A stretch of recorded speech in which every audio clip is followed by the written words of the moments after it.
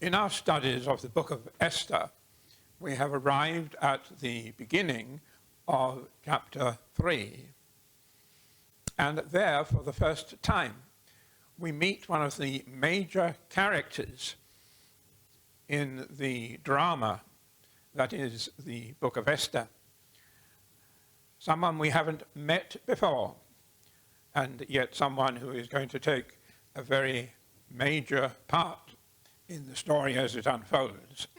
The name of this man is Haman, or Haman.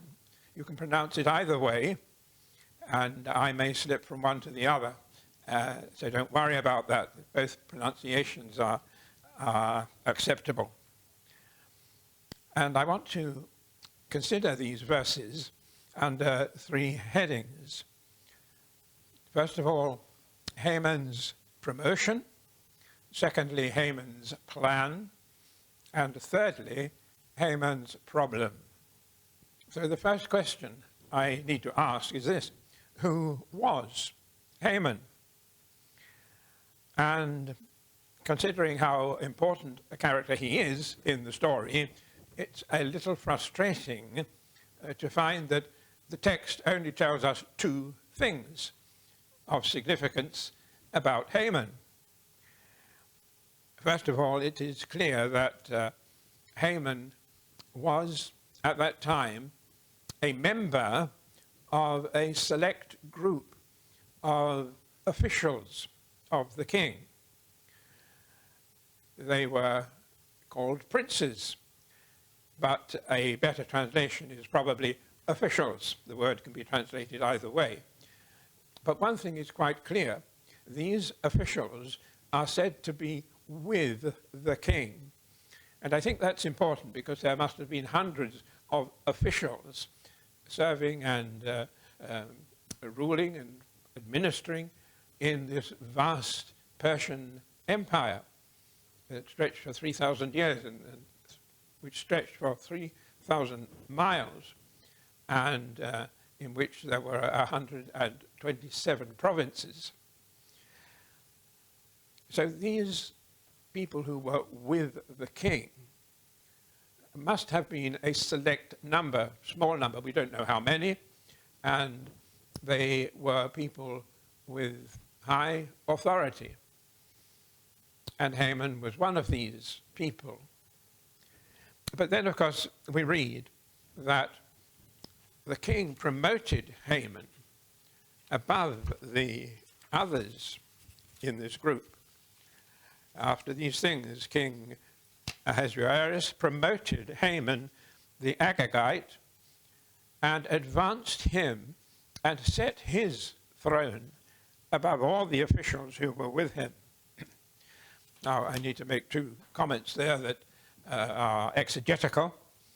When it says after these things, that word after in the Hebrew has a strange difference from our use of it, because it doesn't only refer to a sequence of time, but it refers also to a variation of space. And so the word after can mean literally after, as we use that word, or it can mean somewhere else, or in addition to, or beside, or at the same time as, but somewhere else. And I think that's the way we should treat it. I think this is a narrative, a new narrative being started that is parallel to the narrative we're familiar with in chapters 1 and 2 of the book. And the reason that is potentially important is that Haman did not know what was going on in chapters 1 and 2. He wasn't aware of the events recorded in chapters 1 and 2. He was running in parallel, as it were. His narrative ran in parallel. And that is important, because it is clear that Haman was ignorant of some of the things that had happened. And that becomes a very key issue later in the story. And the second exegetical point, when we are told that the king advanced and set his throne above all the officials. The word throne there can simply mean authority. A throne is a place of authority. There was only one throne in the Persian Empire, and that was that of the king. So don't understand that as meaning that Haman sat on a throne. He didn't. But he had authority over and above that of his fellow members of this special and selected group of officials. Now, it might be helpful here to give a parallel concerning the governmental structure of Ahasuerus and the Persian Empire. Ahasuerus was the head. He was the king. He was the final and ultimate one in control. And then it would seem he had this small select group of officials, of which Haman was one, who were particularly close to him. These were the officials who were with the king, when there were hundreds, possibly even thousands of officials who were not with the king. So this was a bit like, in the United Kingdom government structure, a bit like what we call the cabinet.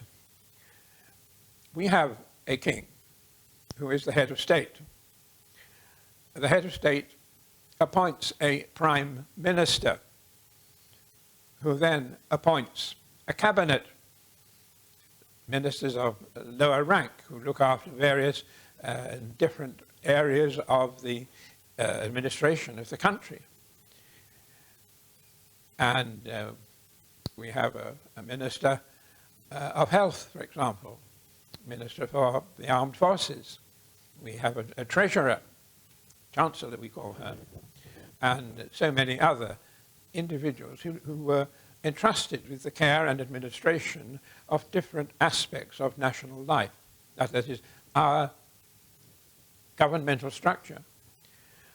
Now, the interesting thing is that originally King Ahasuerus didn't have a prime minister. He was king, and then he had a cabinet, this small and select group of officials. But he recognized, he didn't know anything about the UK structure, of course, but he recognized in Haman a person who could be given control of the other ministers, if you like. He saw the opportunity to fill that blank space and to appoint a prime minister. And so, because he was impressed clearly with Haman and the way he conducted himself and his administrative powers, wisdom, he appointed Haman as his prime minister and set him above the others.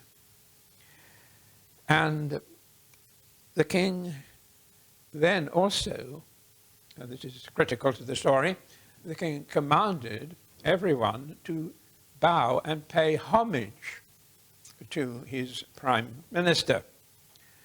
Now that's rather strange, because normally people only pay homage to the king. That is one of his unique powers, if you like, that people pay homage to him. And yet here was the king saying that they had to pay homage, bow to Haman and pay homage to him, just as they did to the king himself.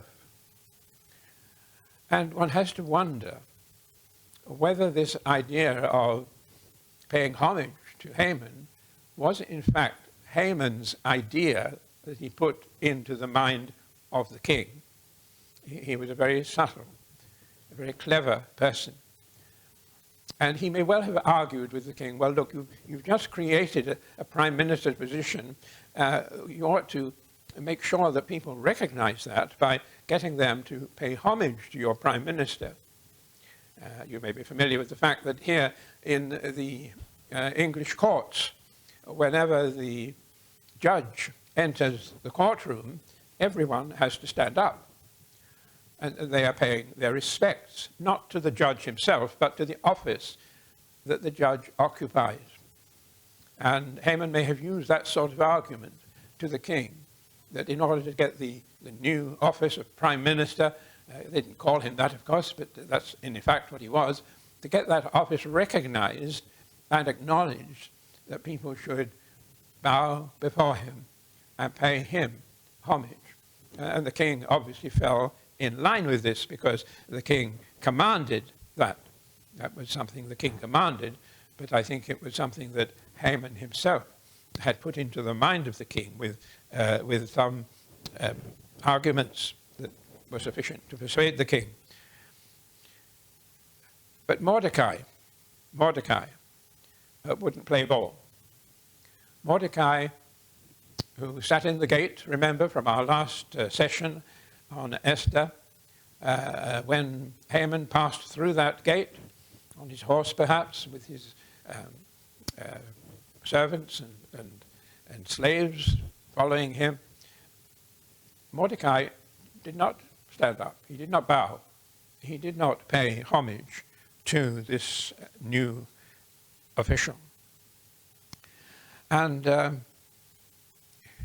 that, I think, simply demonstrates that Mordecai, as a Jew, he explained that he was a Jew. He told them he was a Jew, and that he could pay homage to nobody except the Lord his God, the God of Abraham, Isaac, and Jacob, God of the Jews. And so it was against his religion. It would be a blasphemy for a Jew to pay homage to a man. Well, there we are. That was the question that arose. And this was something that made Haman very angry when he was told about it. And Haman determined to get his own back, as it were, upon Mordecai. But then we are told that he determined not to simply deal with Mordecai alone, to lay hands on him, but he determined to destroy all the Jews.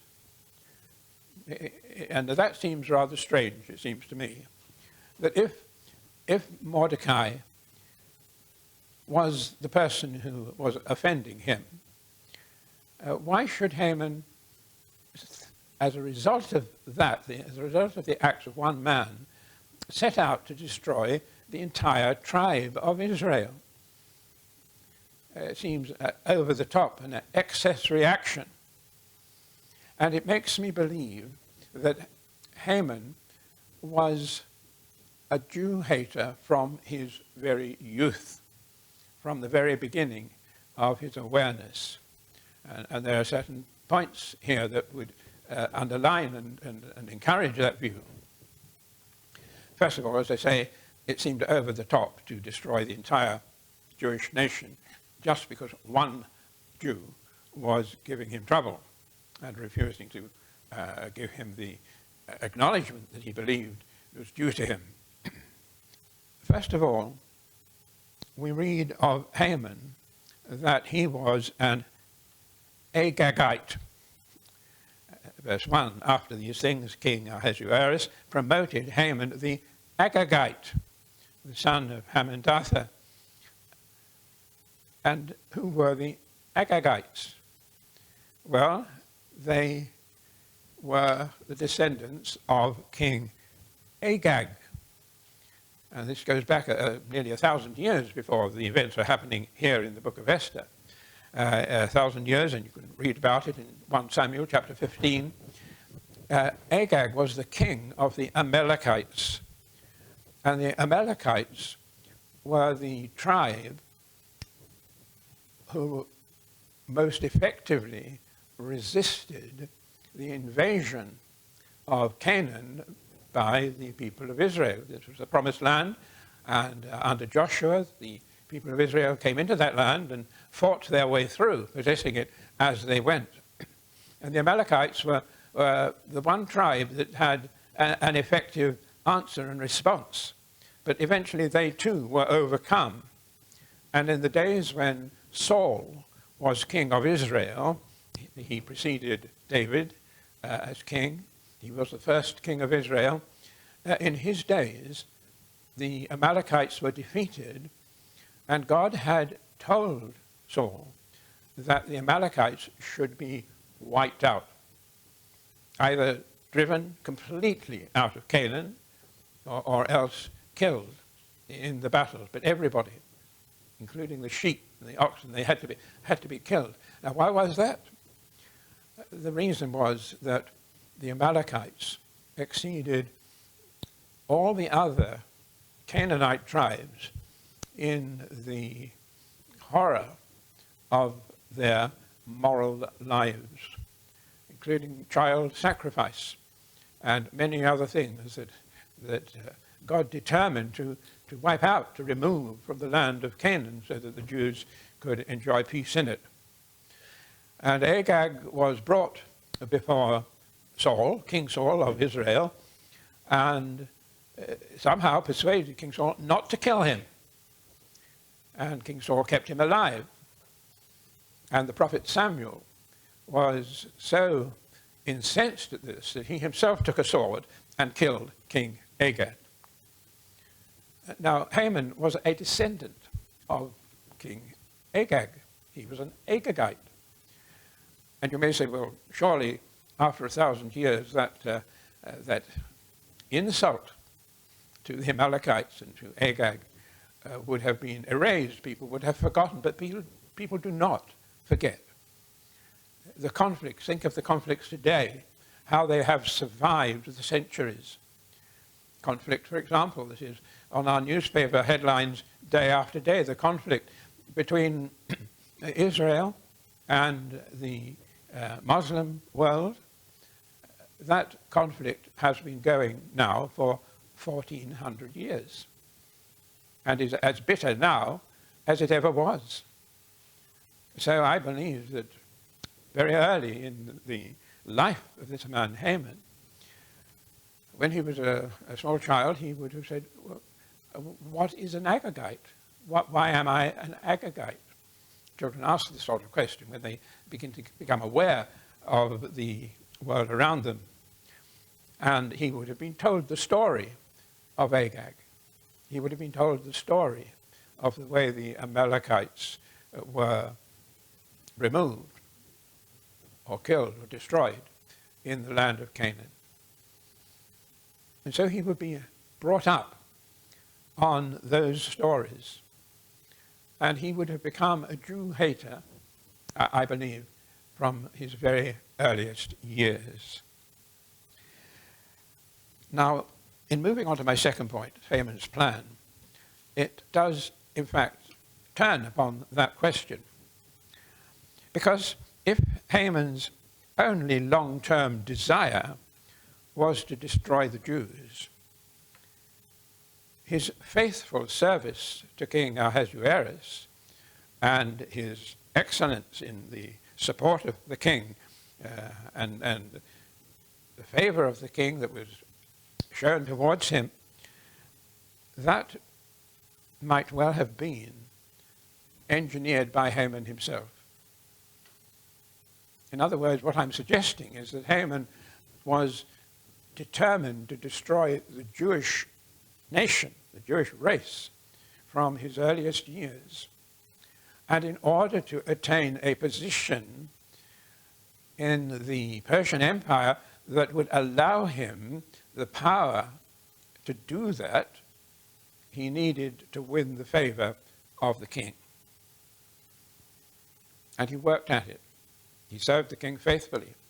He served the king perhaps beyond the call of duty. He was always there when the king needed him. And he worked his way into the favor of the king. But that was not enough. When it comes to formulating the edict to destroy the Jews, and that we'll consider next time, the actual wording of that edict, when it came to writing that edict, it was necessary for the king himself to sign it off. The king had a signet ring on his hand, and that signet ring, as the very word signet implies, was a stamp. It was something with which the king would have to impress any document before that document became law. It was a seal, in other words. Now, Haman would have had a problem. He could write the indictment against the Jews, and he could compose, as he did, the edict for their destruction.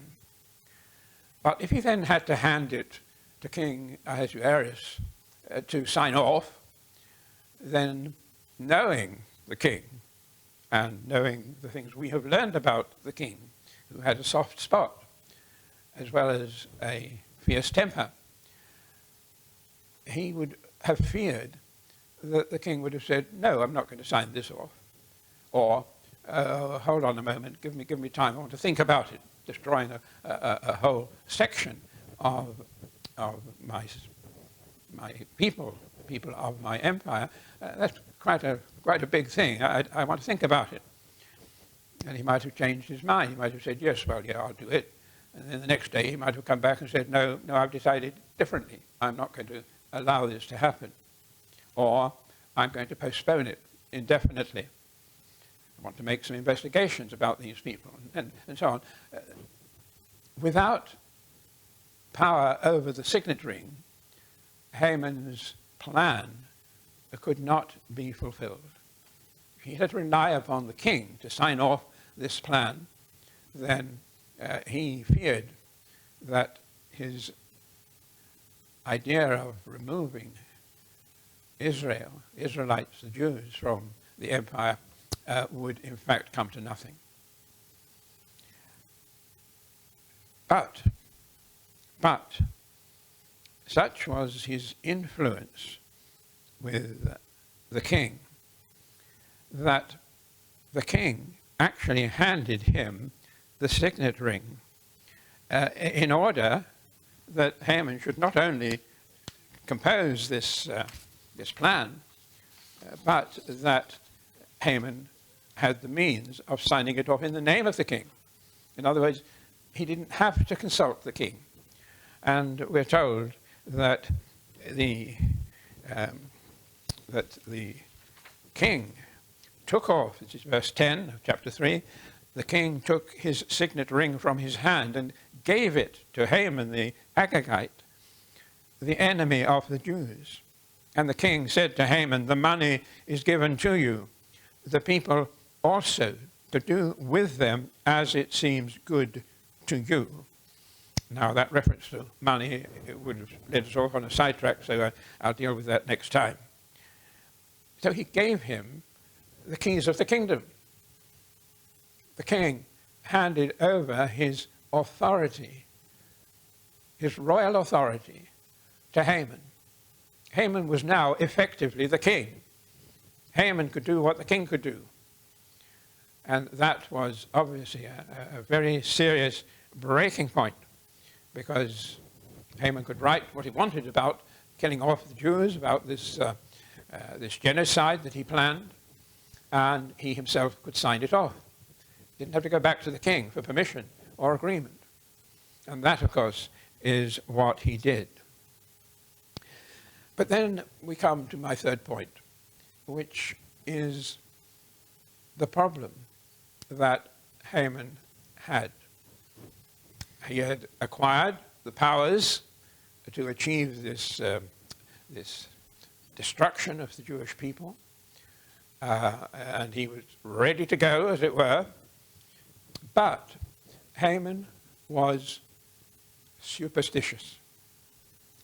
And we read something strange. Before he took his plan to the king, and before he was given the signet ring, for a whole year, we are told that they cast lots before Haman.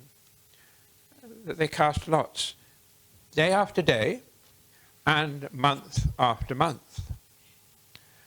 In verse 7, we read this. In the first month, which is the month of Nisan, in the 12th year of King Ahasuerus, they cast pur, pure, I don't know how it's pronounced. That is, they cast lots before Haman, day after day, and month after month, until the 12th month, which is the month of Adar. Now, what's going on here? What's going on here? This is, as I say, is before he even put his proposal to kill off the Jews to the king. Well, the answer has got to be that Haman would not proceed with his plan until some authority, superhuman authority, whether it was a god or fate or whatever he believed in, until he had the approval of this authority, this supernatural authority. He was afraid. He was superstitious. He needed that superficial or supernatural authority to give him the best day and the best month, which would allow him to succeed and allow his plan to be fulfilled. And so before he even went to the king with the plan, he asked, no doubt, the priest of some heathen religion to cast lots every day, waiting for the day and the month when the lot would predict a favorable outcome of his plan. And he did that for 12 months. He started casting lots in the first month of the year, and it went on day after day, month after month, until the 12th month of the year. And then suddenly, at last, he got a favorable answer. 365 days, well, I'm not sure exactly how many days there were in the months in those days, but effectively 365 days. Every day he asked the authority whether that day and date would be an appropriate and auspicious day to carry out the murder of the Jews. And every day the lot said, no, not today, not this month. Now, we don't actually know in what sense they cast lots. The fact that we're told they cast, the Hebrew word, they threw something, reminds us of the way we throw dice today. And believe it or not, dice had been invented in China long before this happened in the days of Esther. So the dice existed, didn't have numbers. They had colors, different colors on different faces. They didn't necessarily have 6 sides, but they had colors. These were the Chinese dice. And we presume that it was some combination of colors. We don't know how many dice there were. Dice is a plural, it means 2, basically. But they might have had 10 stones of some kind with different faces, facets, that all perhaps I had to get all of them to agree, all the same color, when they threw them on the ground or on a table. And for 12 months, they got a negative response from the oracle, if you like to put it that way. And then eventually, in the 12th month, he got a positive answer. And the oracle said, yes, today, the 13th of the last month of the year. And then he goes to the king in the first month of the next year and puts his plan to the king. And the king gives him the signet ring and so on, as we have seen. And you see the effect of that 12-month delay was that he couldn't carry out his plan to destroy the Jews until the 12th month and the 13th day of that following year, the year following the casting of the lots. And so he had to publish his edict for the destruction of the Jews on the first month, no, in the 3rd month. he managed to circulate it around all the parts of the empire. All the provinces had to be informed. And that happened, I think it says, in the 3rd month of that year. But he had to wait another 9 months before he could actually take action and have the Jews murdered in all their towns and cities and provinces. And this 9 months gave the Jews themselves a tremendous time available to make their own plans in their own defense, which of course is exactly what they did, and successfully so. And so I think the conclusion that we draw from this is that God was controlling the throw of the dice. Now that's an amazing thought. That something that is considered chance, something that has to be, humanly speaking, a purely chance outcome, the throw of the dice, God was actually in control of that. And he did not enable those dice to come up with the positive go-ahead message for nearly 12 months. And this, I think, is a great lesson, because the book of Esther is all about the sovereignty of God, all about the way God was, throughout that book, exercising his sovereign powers over apparently chance and random events. And here, in fact, I think is something to cap that theme. God controls the throw of the dice. And if he controlled it then, he can control it and does control it now. The Bible teaches us very clearly that God knows the end from the beginning. God knows exactly what is going to happen tomorrow and next year, 10 years' time. And if he knows, then he must control it, because he wouldn't and couldn't know if he didn't control. So we have this wonderful demonstration, this amazing demonstration of the sovereignty of God, perhaps more striking than anything we read even in the New Testament, which tells us plenty about the sovereign power of God. This amazing demonstration of the power of God to overrule, to control events that would normally be considered pure chance.